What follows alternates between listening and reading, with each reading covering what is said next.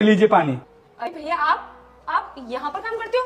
आपने मुझे बताया क्यों नहीं? अरे बहन, तू यहाँ पर क्या कर रही है? मैं तो यहाँ पर इंटरव्यू देने के लिए आई हूँ और मैंने तो आपको सुबह बताया तो था कि मैं एक बहुत बड़ी कंपनी में इंटरव्यू देने जा रही हूँ। तो क्या तू इसी कंपनी की बात कर रही थी? हाँ। अरे तो बहन, तूने मुझे नाम लेकर कहाँ बताया कि तू आर आर एंटरप्राइज में इंटरव्यू देने के लिए जा रही है? अगर तू मुझे सुबह ही बता देती तो मैं तुझे अपने साथ लेकर के नहीं आया था साइकिल पे बैठाकर। भैया आप पागल हो गए हो क्या? मैं आपके साथ साइकिल पर बैठ कर आती? अरे मैं इस कंपनी में मैनेजर की पोस्ट के लिए इंटरव्यू देने को आई हूँ और आप यहाँ पर पानी पिलाने का काम करते हो। अगर लोगों को पता चलेगा कि तुम मेरे भाई हो और यहाँ पर पानी पिलाने का काम करते हो तो मेरी कितनी बेइज्जती होगी। अरे नहीं बहन, ऐसी बात नहीं है। तेरा भाई इस कंपनी में पिछले 5 सालों से काम कर रहा है, तो सभी को अच्छे से जानता है और सभी लोग मुझसे भी प्यार करते हैं, बहुत अच्छे से बात करते हैं। अगर तू कहे तो तेरे इंटरव्यू की सिफारिश करूंगा साहब से। बस करो भैया, मुझे आपकी सिफारिश की कोई जरूरत नहीं है। बस आप अपना मुंह बंद रखना, किसी को पता मत चलने देना कि आप मेरे भाई हो। ठीक है बहन, मैं किसी को नहीं बताऊंगा।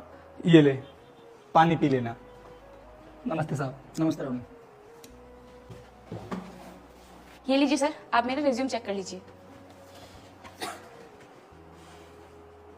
क्वालिफिकेशन तो बहुत अच्छी है तुम्हारी, लगता है तुमने बहुत मेहनत की है। लेकिन इसके अलावा मैं तुमसे कुछ पर्सनल सवाल करना चाहता हूँ। अगर तुमने उन सवालों के जवाब अच्छे से दिए तो तुम्हें नौकरी मिल जाएगी। ठीक है सर, आप पूछिए। तो सबसे पहला सवाल तो ये है कि तुम्हारी फैमिली में कौन कौन है? सर मेरे पापा, मेरी मम्मी और मेरे एक बड़े भाई है। तो तुम्हारी फैमिली के लोग क्या क्या काम करते हैं? सर मम्मी तो हाउसवाइफ है और पापा बहुत बड़े बिल्डर हैं और मेरे बड़े भैया बहुत बड़ी कंपनी में मैनेजर हैं। जब तुम्हारे भैया किसी कंपनी में मैनेजर हैं तो तुम वहीं पर काम क्यों नहीं कर लेती?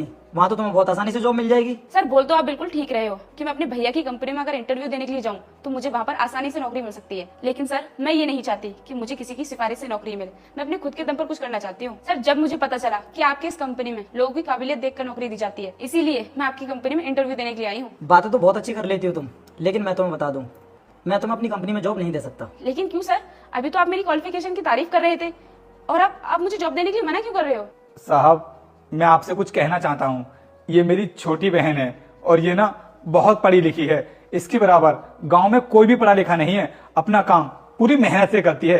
तो साहब आपसे ना मेरी एक ही गुजारिश है कि आप ना मेरी बहन को इस कंपनी में कोई काम दे दीजिए। रामू, तुम्हें कुछ भी बताने की जरूरत नहीं है, मुझे पता है ये तुम्हारी बहन है।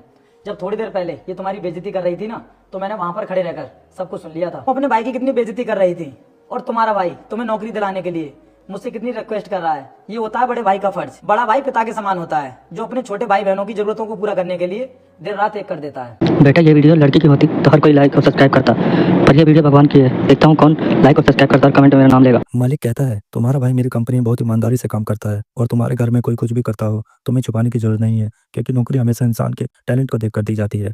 और तुम अपने भैया से माफी मांगो जो तुमने उनसे ऐसी बात किया। लड़की कहती है भैया मुझे माफ कर दो, मुझे ऐसा नहीं करना चाहिए।